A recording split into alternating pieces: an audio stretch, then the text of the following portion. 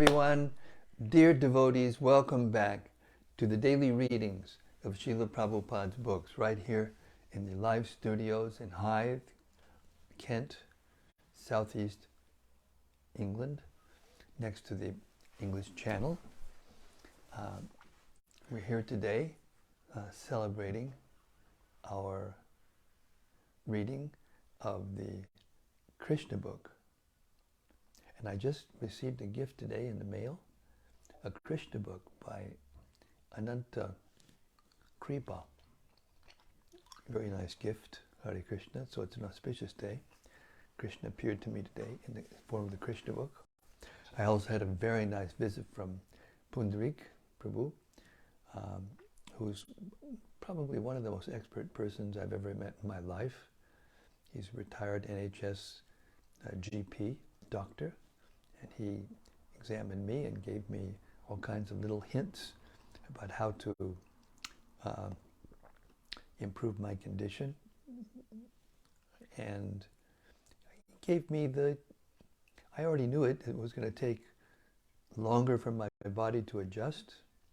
He pointed out that 2 major surgeries within 6 months has put the body into trauma, which is definitely true.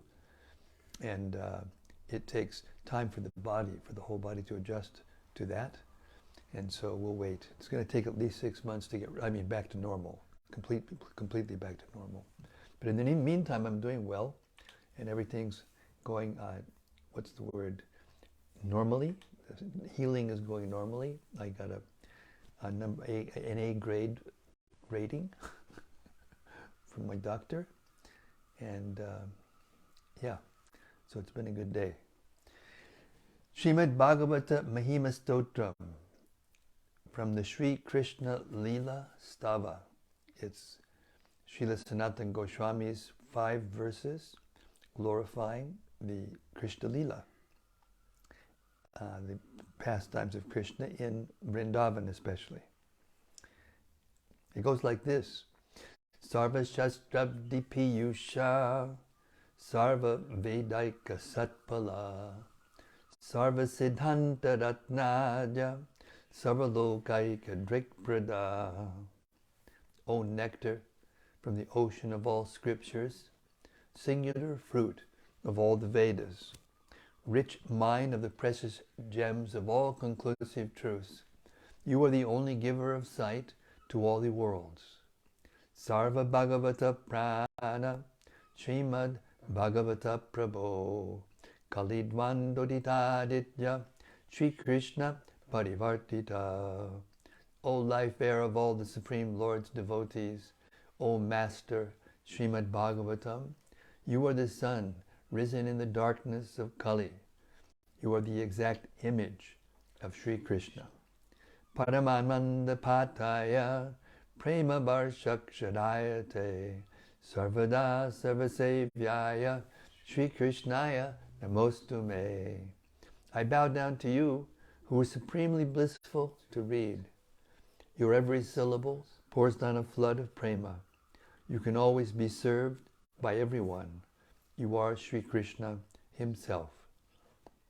Madeka Bando Matsangin, Madguro Mad Mahadana, Mad Nisdadaga Mad Bhagya, Mad Ananda Namostute. My only friend, my constant companion, my spiritual master, my great wealth, my savior, my good fortune, my source of ecstasy, I bow down to you. Asadu sadhuta dayin, adini chochata kada, hanamun jagadachin mam, prem narit kanta yoks buddha. O bestower of saintliness to the unsaintly, O exalter of the most fallen, please never leave me, always appear in my heart and my voice with pure love. Om Namo Bhagavate Vasudevaya. Om Namo Bhagavate Vasudevaya. Om Namo Bhagavate Vasudevaya. So we've come to chapter 24 of Krishna, the Supreme Personality of Godhead, worshipping Govardhana Hill. Hare Krishna. Shri Govardhan Ji Ki Jai. While engaged with the Brahmanas, who were too much involved in the performance of Vedic sacrifices, Krishna and Balarama also saw that the cowherd men were preparing a similar sacrifice in order to pacify Indra, the king of heaven, who was responsible for supplying water. As stated in the Chaitanya Charitamrita, a devotee of Krishna has strong and firm faith in the understanding that if he is simply engaged in Krishna consciousness and Krishna's transcendental loving service, then he is freed from all other obligations. A pure devotee of Lord Krishna doesn't have to perform any of the ritualistic functions enjoined in the Vedas, nor is he required to worship any demigods. Being a devotee of Lord Krishna, one is understood to have performed all kinds of Vedic rituals and all kinds of worship to the demigods. One does not develop devotional service for Krishna by performing the Vedic ritualistic ceremonies or worshipping the demigods, but it should be understood that one who is engaged fully in the service of the Lord has already fulfilled all Vedic injunctions. In order to stop all such activities by his devotees, Krishna wanted to firmly establish exclusive devotional service during his presence in Vrindavan.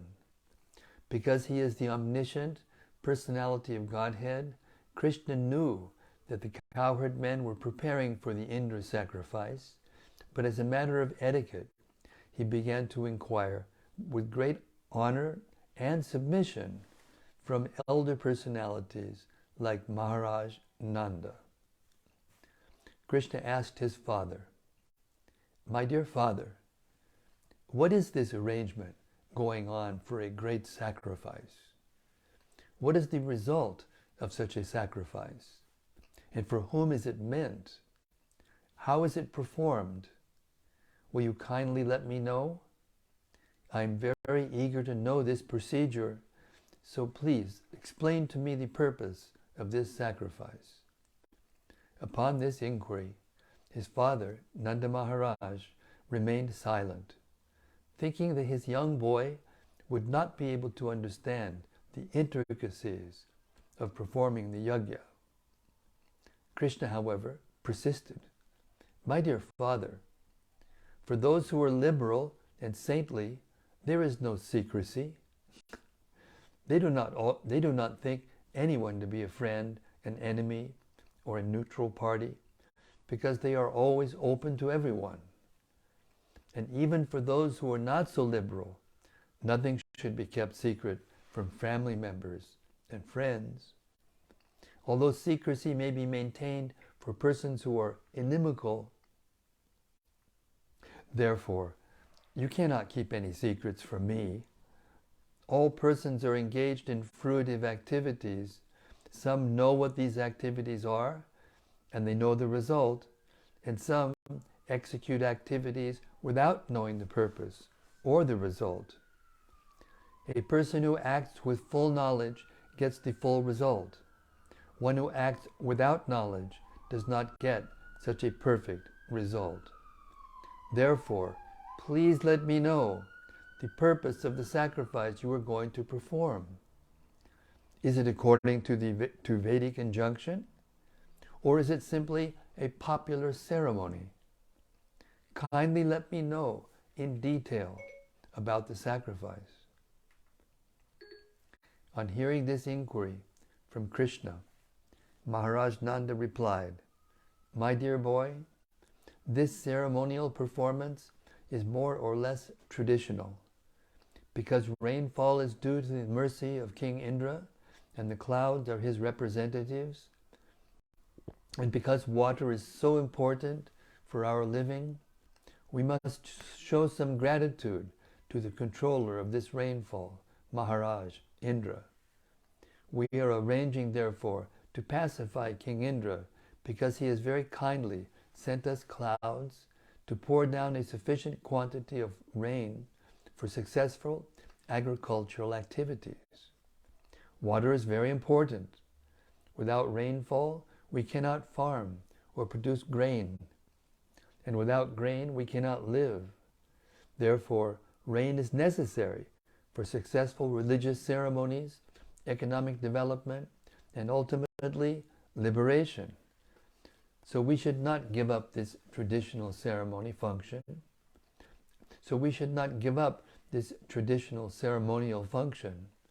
If one gives it up, being influenced by lust, greed, or fear, then it does not look very good for him. After hearing this, Krishna, the Supreme Personality of Godhead, in the presence of his father and all the elder cowherd men of Vrindavan, spoke in such a way as to make the heavenly King Indra very angry. He suggested that they forego the sacrifice. His reasons for discouraging the sacrifice performed to please Indra were twofold. First, as stated in the Bhagavad Gita, there is no need to worship the demigods for any material advancement. All results derived from worshipping the demigods are simply temporary, and only those who are less intelligent are interested in temporary results. Second, whatever temporary result one derives from worshipping the demigods is actually granted by the permission of the Supreme Personality of Godhead. It is clearly stated in the Bhagavad Gita, Mayaiva Vihitan Hitan. Whatever benefit is supposed to be derived from the demigods is actually bestowed by the Supreme Personality of Godhead. Without the permission of the Supreme Personality of Godhead, one cannot bestow any benefit upon others. But sometimes the demigods become puffed up by the influence of material nature. Thinking themselves all in all, they forget the supremacy of this personality of Godhead. In Śrīmad-Bhāgavatam, it is clearly stated that in this instance, Krishna wanted to make King Indra angry. Krishna's advent was especially meant for the annihilation of the demons and protection of the devotees. King Indra was certainly a devotee, not a demon, but because he was puffed up, Krishna wanted to teach him a lesson. He first made Indra angry by stopping the Indra Puja, which had been arranged by the cowherd men in Vrindavan. With this purpose in mind, Krishna began to talk as if he were an atheist, supporting the philosophy of karma mimamsa.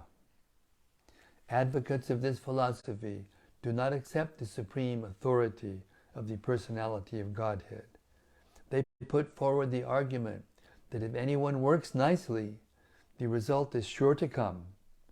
Their opinion is that even if there is a God who gives man the result of his fruitive activities, there is no need to worship him, because unless man works, he cannot bestow any good results.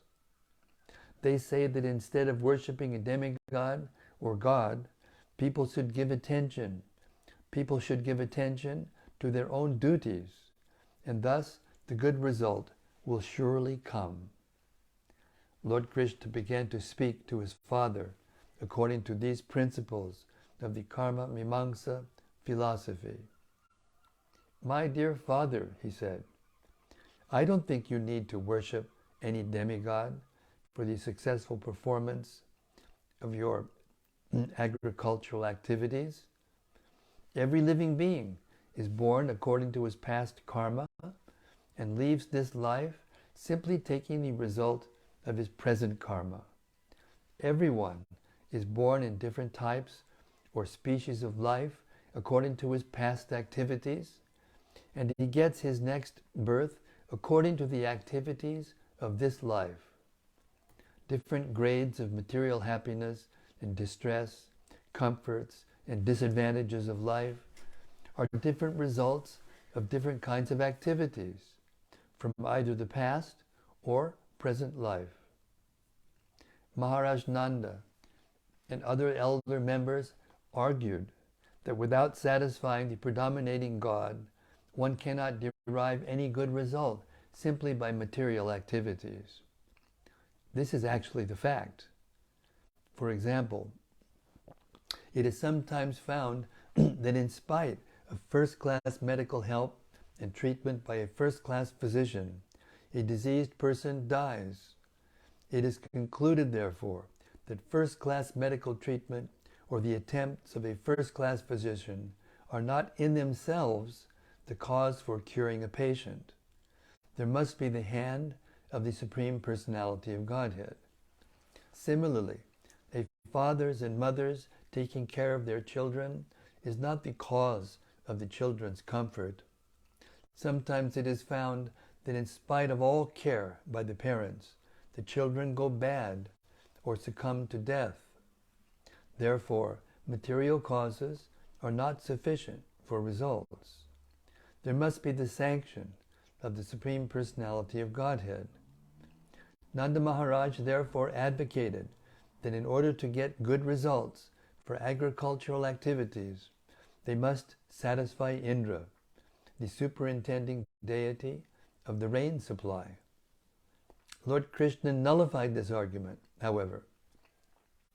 Lord Krishna nullified this argument, saying that the demigods give results only to persons who have executed their prescribed duties. The demigods cannot give any good results to the person who has not executed the prescribed duties.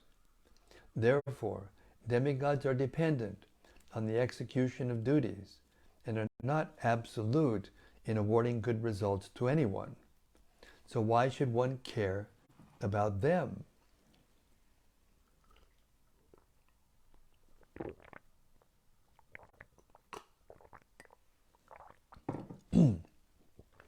My dear father, Lord Krishna said, there is no need to worship the demigod Indra. Everyone has to achieve the result of his own work. We can actually see that one becomes busy according to the natural tendency of his work. And according to that natural tendency, all living entities, whether human beings or demigods, achieve their respective results. All living entities achieve higher or lower bodies and create enemies, friends, or neutral parties only because of their different kinds of work. One should be careful to discharge duties according to his natural instinct and not divert attention to the worship of various demigods. The demigods will be satisfied by proper execution of all duties, so there is no need to worship them. Let us rather perform our prescribed duties very nicely. Actually, one cannot be happy without executing his proper prescribed duty. One who does not, therefore, properly discharge his prescribed duties is compared to an unchaste wife. The proper prescribed duty of the Brahmanas is the study of the Vedas. The proper duty of the royal order, the Kshatriyas, is engagement in protecting the citizens. The proper duty of the Vaishya community is agriculture, trade, and protection of the cows. And the proper duty of the Shudras is service to the higher classes, namely the Brahmanas, Kshatriyas, and Vaishyas. We belong to the Vaishya community, and our proper duty is to farm, trade agricultural produce, and protect cows, or to take to banking. Krishna identified himself with the Vaishya community because Nanda Maharaj was protecting many cows and Krishna was taking care of them. He enumerated 4 kinds of business engagements for the Vaishya community, namely agriculture, trade, protection of cows, and banking. Although the Vaishyas can take to any of these occupations, the men of Vrindavan were engaged primarily in the protection of cows. Krishna further explained to his father, this cosmic manifestation is going on under the influence of three modes of material nature: goodness, passion, and ignorance. These three modes are the causes of creation, maintenance, and destruction. The cloud is caused by the action of the mode of passion. Therefore, it is the mode of passion which causes the rainfall, and after the rainfall, the living entities derive the result: success in agricultural work. What then is Indra to do with this affair? Even if you do not please Indra, what can he do? We do not derive any special benefit from Indra. Even if he is there, he pours water on the ocean also, where there is no need of water. So he is pouring water on the ocean or on the land. It does not depend on our worshipping him. As far as we are concerned, we do not need to go to another city or village or foreign country. There are palatial buildings in the cities, but we are satisfied living in this forest of Vrindavan. Our specific relationship is with Govardhana hill and Vrindavan forest, and nothing more. I therefore request you, my dear father, to begin a sacrifice which will satisfy the local brahmanas and Govardhana hill, and let us have nothing to do with Indra. After hearing this statement by Krishna, Nanda Maharaj replied, my dear boy, since you are asking, I shall arrange for a separate sacrifice for the local brahmanas and Govardhana hill.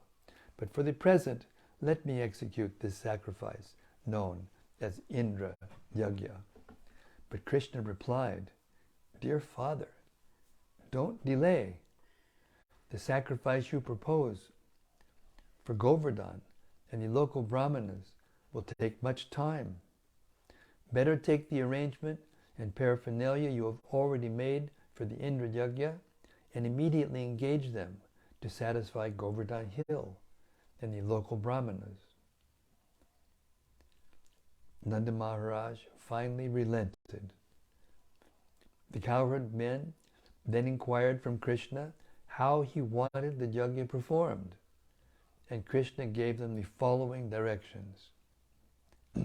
Prepare very nice foods of all descriptions from the grain and ghee collected for the yagya.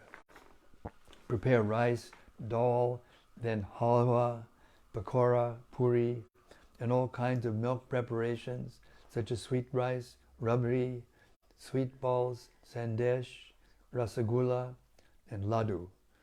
And invite the learned brahmanas who can chant the Vedic hymns and offer oblations to the fire. The brahmanas should be given all kinds of grain in charity. Then decorate all the cows and feed them well. After performing this, give money in charity to the brahmanas. As far as the lower animals are concerned, such as the dogs and the lower grades of people, such as the chandalas or the fifth class of men who are considered untouchable, they also may be given sumptuous prasadam.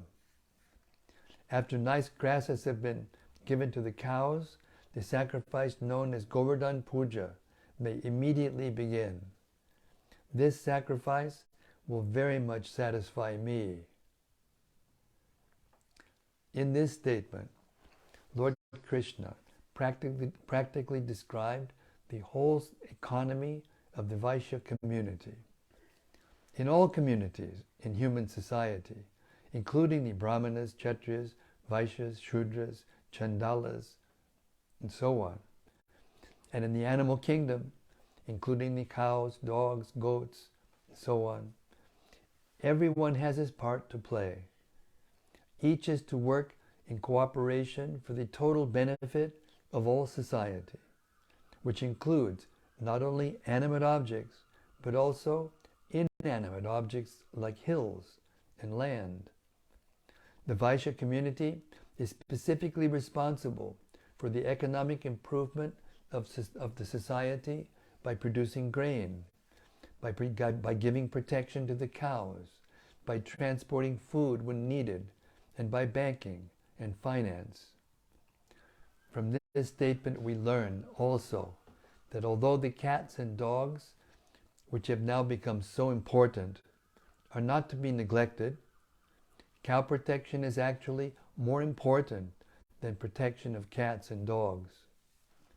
Another hint we get from this statement is that the chandalas, or the untouchables, are also not to be neglected by the higher classes and should be given necessary protection. Everyone is important, but some are directly responsible for the advancement of human society, and some are only indirectly responsible. However, when Krishna consciousness is there, then everyone's total benefit is taken care of. This sacrifice, known as Govardhana Puja, is observed in the Krishna consciousness movement. Lord Chaitanya has recommended that since Krishna is worshipable, so is land, Vrindavan, and Govardhan Hill are also worshipable. To confirm this statement, Lord Krishna said that Govardhan Puja is as good as worship of him. From that day, Govardhan Puja has been going on and is known as Anakuta. In all the temples of Vrindavan or outside of Vrindavan, huge quantities of food are prepared in this ceremony and are very sumptuously distributed to the general population. Sometimes the food is thrown to the crowds, and they enjoy collecting it off the ground. From this we can understand that prasadam offered to Krishna never becomes polluted or contaminated, even if it is thrown on the ground. The people therefore collect and eat it with great satisfaction. The Supreme Personality of Godhead, Krishna, thus advised the cowherd men to stop the Indra Yagya and begin the Govardhan Puja in order to chastise Indra, who was very much puffed up at being the supreme controller of the heavenly planets.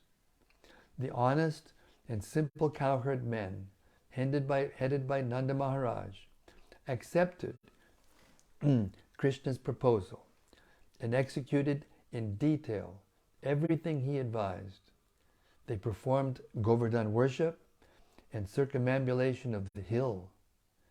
Following the inauguration of Govardhan Puja, people in Vrindavan still dress nicely and assemble near Govardhan Hill to offer worship and circumambulate the hill, leading their cows all around. According to the injunction of Lord Krishna, Nanda Maharaj and the cowherd men called in learned brahmanas and began to worship Govardhan Hill by chanting Vedic hymns and offering prasadam. The inhabitants of Vrindavan assembled together, decorated their cows, and gave them grass. Keeping the cows in front, they began to circumambulate Govardhan Hill. The gopis dressed themselves very luxuriantly and sat in bull-driven carts, chanting the glories of Krishna's pastimes. The brahmanas assembled there to act as priests for Govardhan Puja, offered their blessings to the cowherd men and their wives and the gopis. When everything was complete, Krishna assumed a great transcendental form and declared to the inhabitants of Vrindavan that he was himself Govardhan Hill, in order to convince the devotees that Govardhan Hill and Krishna himself are identical. Then Krishna began to eat all the food offered there. The identity of Krishna and Govardhan Hill is still honored, and great devotees take rocks from Govardhana hill and worship them exactly as they worship the deity of Krishna in the temples. The followers of the Krishna consciousness movement may therefore collect small rocks or pebbles from Govardhana hill and worship them at home, because this worship is as good as deity worship. The form of Krishna, who began to eat the offerings, was separately constituted, and Krishna himself, along with the other inhabitants of Vrindavan, offered obeisances to the deity, as well as Govardhana hill.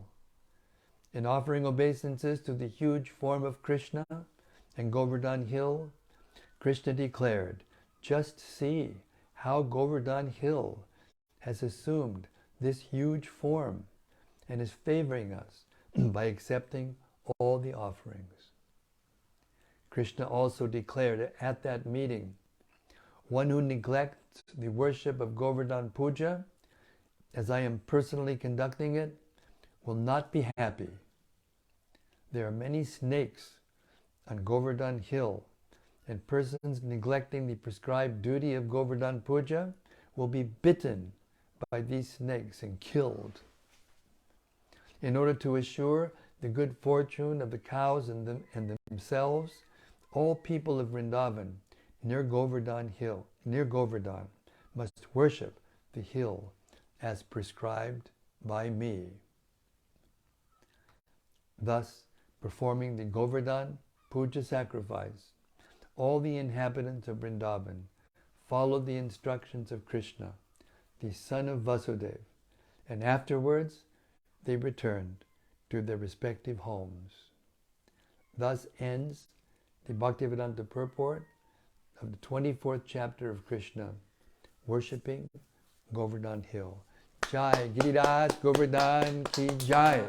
Shri Giriraj Govardhan ki Jai. See, this, I don't know if you can see this photo through the, can you see this? There's a photo here, and this is a Govardhan Śrīla. And it's very big. And the photo was taken by my dear friend Burijan Prabhu. He's famous for going all around the hill and taking photos. He's probably photoed the whole hill and everything. And yes, and I lived in Govardhan almost continuously. Well, coming back and forth, but mostly continuously for 27 years. And Asit Krishna Maharaj has stayed there continuously, all seasons, for more than 27 years. And it is the most intimate place, actually. Now we're going to hear tomorrow more about this pastime, but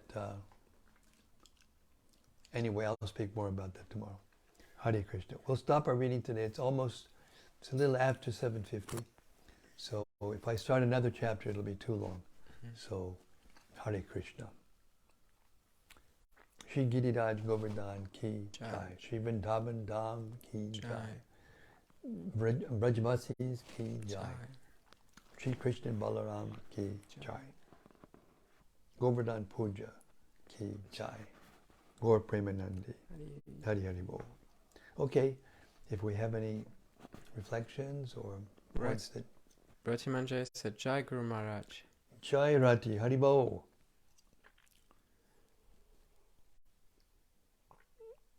Rupakanya Devidasi said, Hare Krishna dear Maharaj and all friends of our Krishna Katha circle. Thank you Maharaj for your vibrant daily reading service of Srila Prabhupada's books. All glories to Srila Prabhupada. All glories to Srila Prabhupada. Thank you very much. Sudevidasi said, Hare Krishna Maharaj. Hare Krishna Sudevidasi.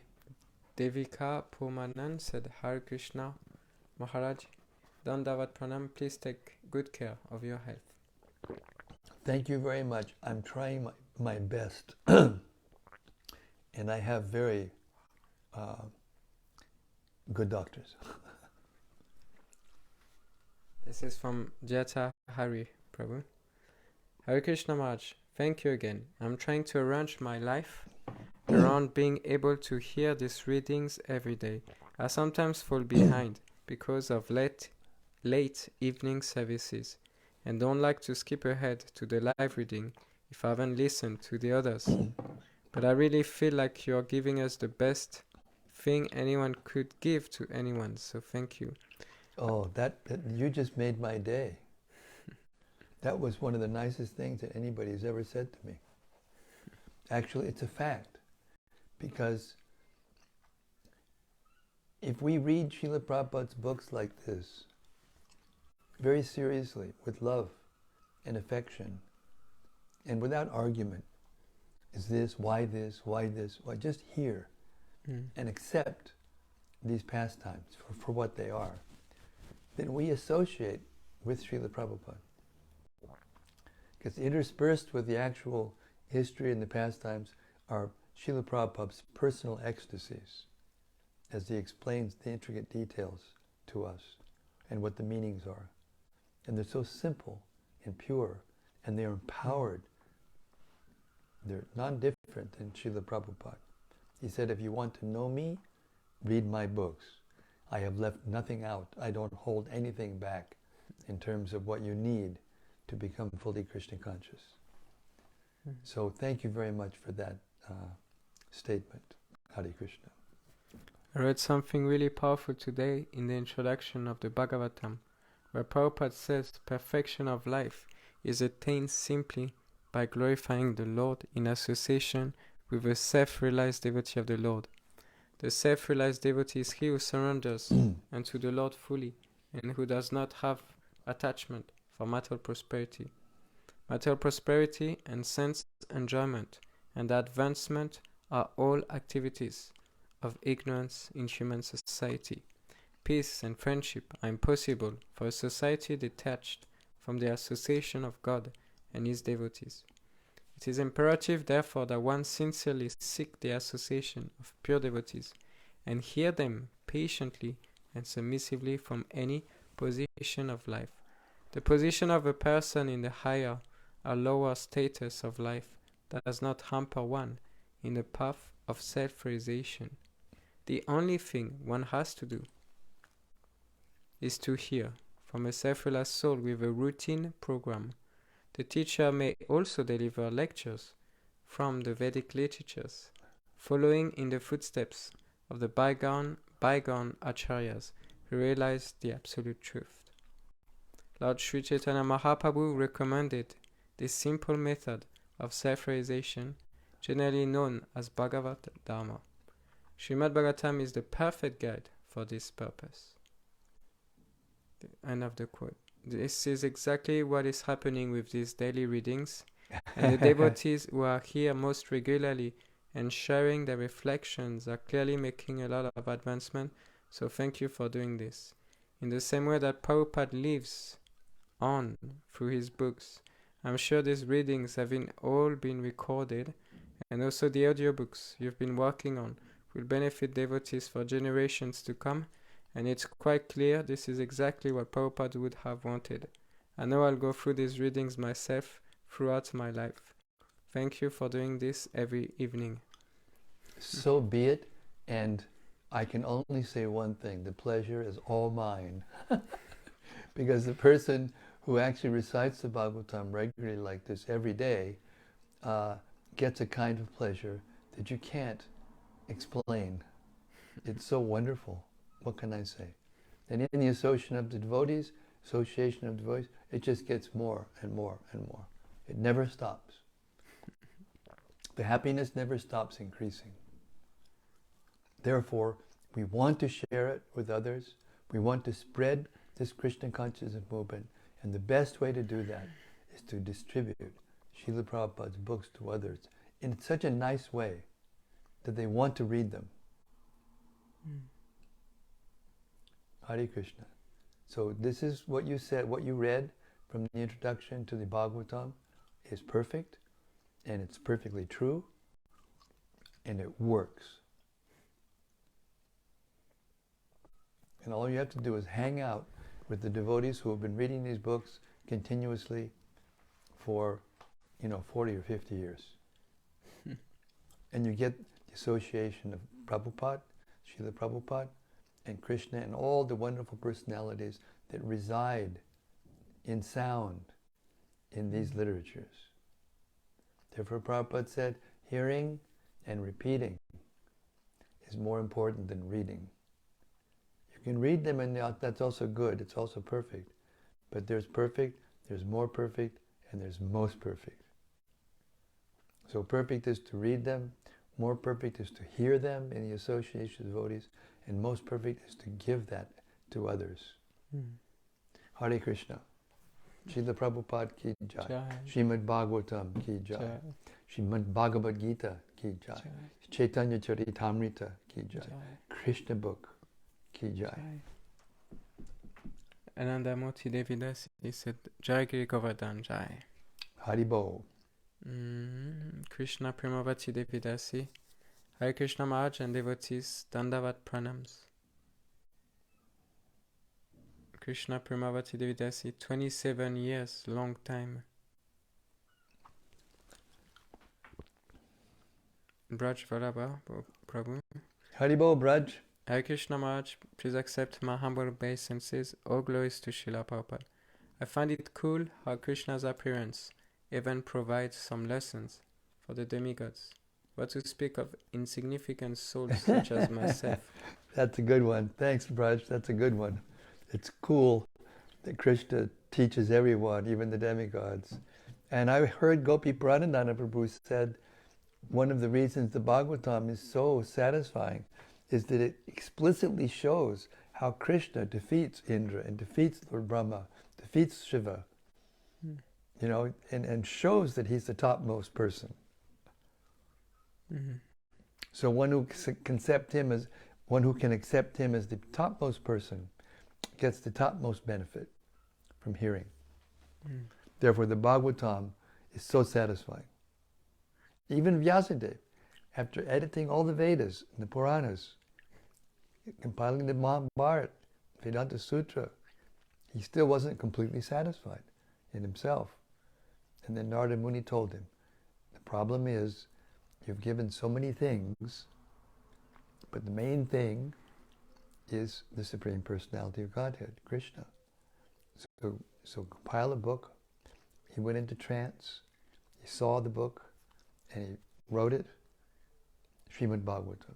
Therefore, we can become fully satisfied only by hearing the Śrīmad-Bhāgavatam and the Bhagavad Gita, Chaitanya Charitamrita. Hare Krishna.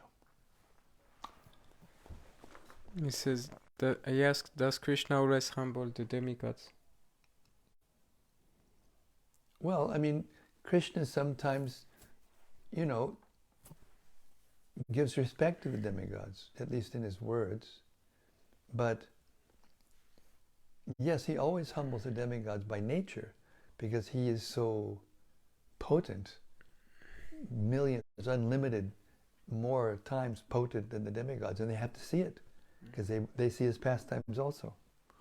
So in other words, Krishna appears in his original form in this world to put everything in order. This pastime chapter we just, he puts everything in order, in the proper order. What is the hierarchy? What's happening here? Why is everything happening? It's happening by Krishna's will. The material energy is organized by him. It's an expansion of his own energy. So it's complete. Krishna consciousness is complete, and therefore it's said here in this verse, the chapter we just read. When you become fully Krishna conscious, all the obligations that you have are all automatically fulfilled. Therefore, a pure devotee may have family, may have friends, may have community, but he thinks that they're belonging to Krishna and he's just a caretaker, and therefore everything becomes complete automatically, and his duties are done perfectly well. Hare Krishna. Rati Manjari Mataji said, Dear Guru Maharaj, Hare Krishna, Rati. please accept my humble obeisances. What a gift to hear you read the glories of Govardhana Puja on the 75th Vyasa Puja day of His Holiness Tamal Krishna Goswami. Oh, A Haribol. great transcendental combination. My best wishes for your continuous health improvement. May you happily continue these readings as well as the audio recordings for the BBT and benefit the whole world. Thank you, so be it. Thank you. And all glories to Tamal Krishna Maharaj. He and Giriraj Maharaj actually purchased that property. And then they put me in charge of refurbishing it. And they're very intelligent, so they got me to agree to maintain it. So ever since then, I've been arranging for the funds to go to maintain it. That means I put a lot more into, well, it wasn't me, it was their devotees. But yeah, it's a very satisfying, let's put it that way. Extremely satisfying. Hare Krishna. Krishna Premavati Devidasi Mataji said, beautiful, fine, and so applicable. Hare Krishna. Bhakta Rupa Prabhu said, Jai Maharaj, all this talk of delicious prasadam reminds me of Govardhana Puja last year, where myself, Dachahari, Dayalugora, and Bhaktaoli had a friendly and ecstatic competition to see who could eat the most preps. Needless to say, we exceeded the recommended amount of sugar for the week in one sitting. Probably the best festival of the year. Jai Giri Govardhana. Jai Giriraj. Jai Giriraj. Haribo, Haribo. Rati Manjari said, indeed a lifetime. Yes, and actually everyone of us who've lived there knows that the prasadam that's cooked there and offered there, it has a taste that's sweeter than any other, and more satisfying than any other. It's a fact. I will take blessings from everyone if they would kindly give it to me, that I can actually travel back there again someday. Hare Krishna. And all glories to his seat, Krishna Maharaj, for staying there and maintaining that beautiful ashram. From Vrajaloka Mataji. Hare Krishna Vrajaloka. Hare Krishna, dear Guru Maharaj, please accept my humble obeisances. All glories to Śrīla Prabhupāda. Thank you very much for today's reading. Hearing about Giriraj, especially from your lips, filled my heart with bliss. I liked that statement of Krishna. Our specific relationship is with Govardhan Hill and Vrindavan Forest and nothing more. Could you please explain in a little more detail what this specific and exclusive relationship in between the Vrajavasis and Giriraj and Vrindavan Forest exactly means? Your servant. Thanks. That's the whole Bhagavatam. I can't. What a question. That's too broad a question, sorry. Vrindavan is the place where everyone loves Krishna. Every living thing, and everything is a living thing in Vrindavan. Especially in the Govardhana Puja, we'll hear about it tomorrow, that it's the only time and the only place when all of the Brajvasis get a chance to be with Krishna 24/7 for a whole week. Just to have his darshan continuously for a whole week while he's lifting the hill. And meantime, he's exchanging loving affairs with every single one of them, and according to their relationships. And therefore, the place changed forever. And whoever goes to Govardhana, even today, even though it's all covered over by so much Maya now, you can't see the actual form of Govardhana now. It's covered by Prodha Maya. It's a covering that keeps the materialists from actually seeing Govardhana. But it's so powerful that even through the Prabhupada Maya, everyone feels something special. And the reason is because Krishna shared all at one time, all at one place, all of his relationships with all the Brajbasis at once. And therefore, anyone who goes there feels at home. Even the Westerners who can't understand what it's like there, it's so different, culture shock, but they feel some special feelings, special happiness and life. It's alive. It's not like here, where everything's kind of dead. Hare Krishna.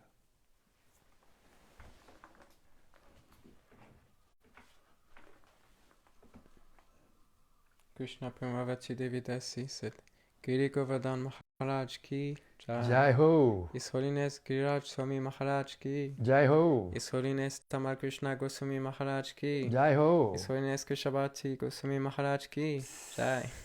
Śrīla Prabhupāda ki Jai. I thank you very much. It was very sweet, special day, and I agree with Rati. It's very special because it's the 75th appearance day of Tamal Krishna Maharaj, and my 75th is coming up just in a couple of months. We were only two months apart, exactly.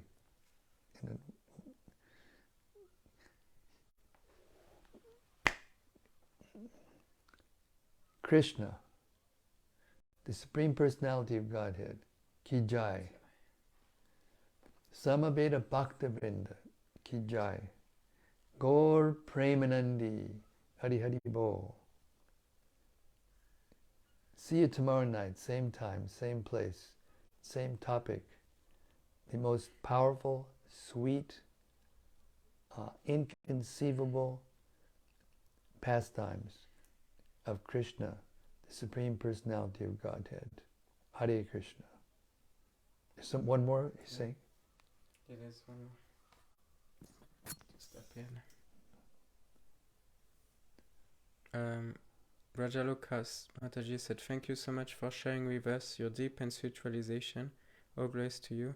And Gopakanya Devi Dasi said, Dear Maharaj, my father is 86 years and he says the same, that he's never tired of reading and reciting Bhagavatam and Bhagavad Gita and other transcendental books.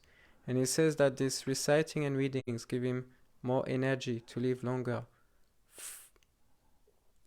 From my childhood to this day, I saw him doing this daily with lots of pleasure. I'm 44 years old. If there is nobody to hear, he goes to the cow shed and let the cows and dog hear his readings. I'm in Holland and he lives in Bhutan, in village. If I call him, he begins to read some text and later me hear again the text. Very good. So we'll see you tomorrow to continue this tradition. See you tomorrow. Hare Krishna.